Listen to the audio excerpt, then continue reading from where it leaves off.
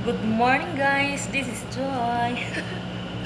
Alam niyo pa guys na ang dates masarap sa kape at tea.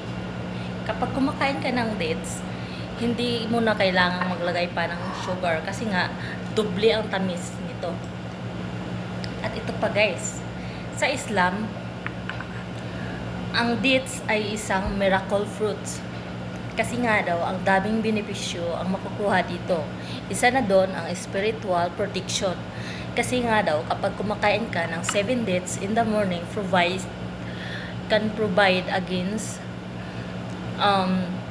poison and any kind of black magic sa Islam. O, di ba? Grabe, 7 dates lang ang kakainin mo every morning. Provided ka na sa protection sa